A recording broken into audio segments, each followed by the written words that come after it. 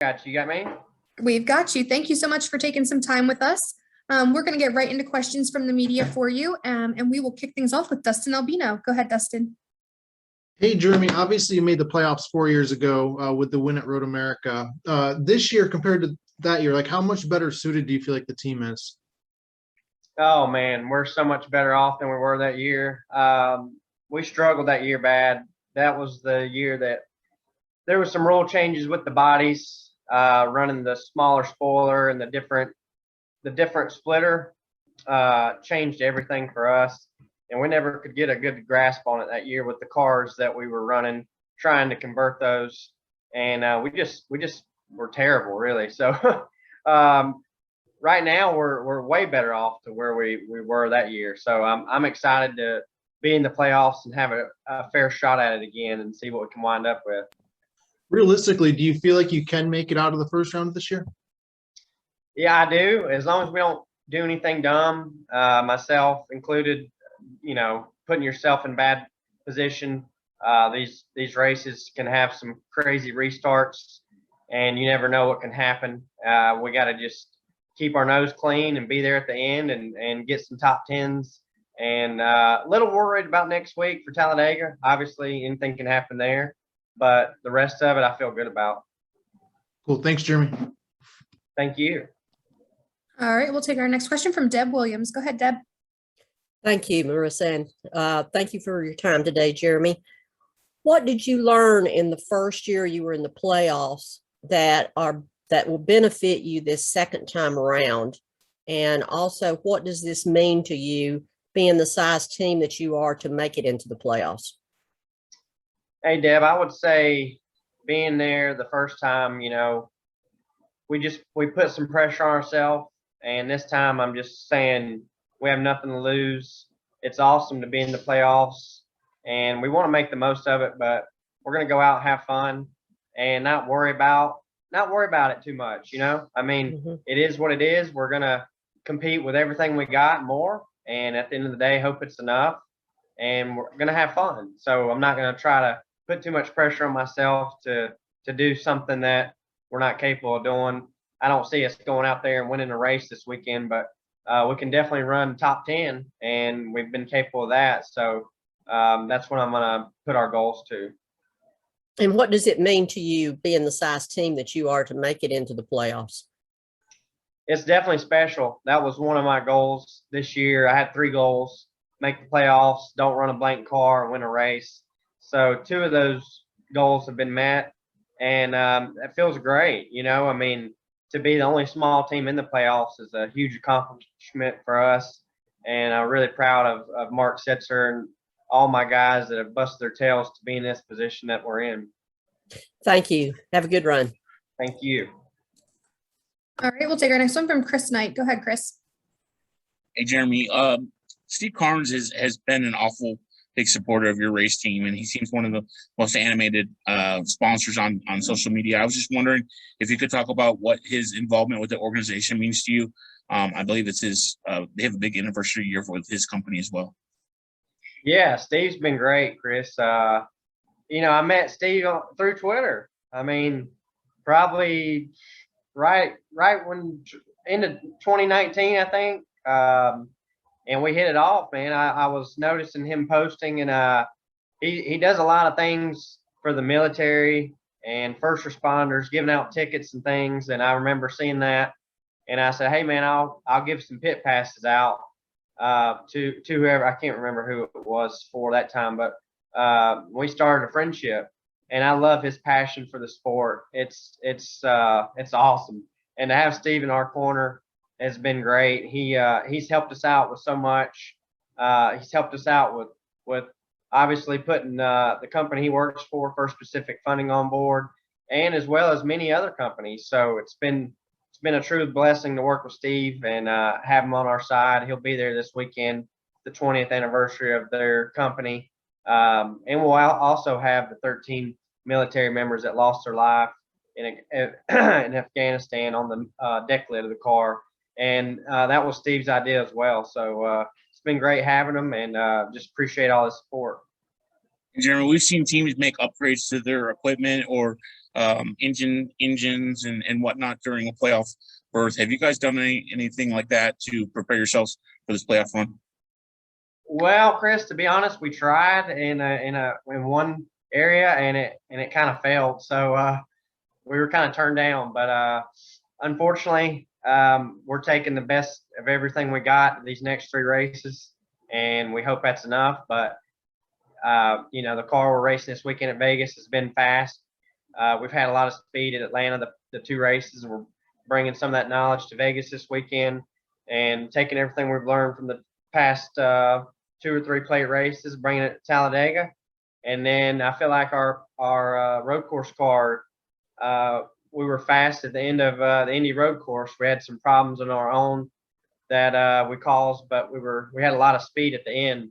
So we're taking all that and going to apply it to everything we got, man, and give it everything we got to make this next round. All right, thanks, Jeremy. Appreciate your time. Good luck. Thanks, Chris. All right, we'll take our next one from Kyle Dalton. Go ahead, Kyle. Hey, Jeremy. So, 2019, you had 4 top 10s, last year 5, this year 7. So I'm just curious, what is the difference, the trajectory of your team, as they've talked about, it's a little team, and how you've managed to just continue to improve the last 3 years, and now you've made the playoffs on points? Yeah, Kyle, every year, we've kind of held ourselves with a leash and it's kind of short, to stay in the sport, to do everything we're doing. It takes a lot of money and resources. And this year we've gotten the most funding we've ever gotten. So we've kind of let that leash a lot longer than ever. We're not running used tires. We're not running old parts all the time like we used to. So it's just been a lot better on all those ends. Bringing in Mark Setzer over the offseason last year has been great. Having him at the shop every day has been great. We've never really had a full-time crew chief, just honestly because it's expensive. And we made the decision to bring him in full-time, and it's been definitely a positive.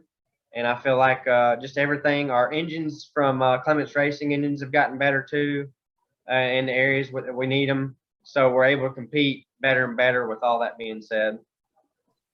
Very good. Good luck this weekend. Thank you, Kyle. All right, we'll take our next one from RJ Starcevic. Go ahead, RJ. Hey, Jeremy. So you and your team have been such a staple to the Xfinity series for so long now. And I know the series has been changing a lot in recent time. And from your standpoint, how much have you noticed the series changing, not only just for your team and teams like yours, but the competition around you as well? RJ got kind of cut off there at the end, but I feel like I can answer most of your question. I think it's changed a bunch. I've been in this series a long time now, obviously, and it used to be like a Cup Light series, kind of, and now I feel like we're in the best spot we've ever been as a series. We're super competitive. We've got a lot of great drivers, great teams. I think we put the best racing on out of all 3 series, to be honest, and I'm really proud of that. I think our aero package is the best. Our car, you got to drive our cars. They don't just drive themselves. That's for sure. So I love racing these cars. And then the competition is amazing. Everybody's stepped up their game. Even the 25th to 30th place teams are better than they've ever been. And if you're off at all, you're going to be racing with those guys. So it's been a lot of fun this year, and I see it only getting better and better as we go, to be honest. Thank you, Jeremy.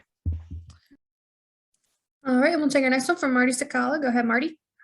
Thanks, Marissa. Hey, Jeremy, appreciate the time, man. I'm curious with you being in the playoffs on points. I know this is your second time around in the Xfinity playoffs, but have you happened to sought advice from other drivers? And if so, what have they told you?